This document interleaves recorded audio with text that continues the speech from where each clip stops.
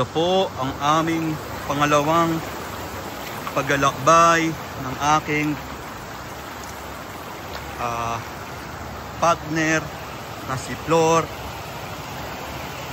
Nava. Gusto po na naman siya igalakbay sa mga kabatuhan. Di namin alam kung paano pabalik. Sobrang lakas ng agos. Ayan.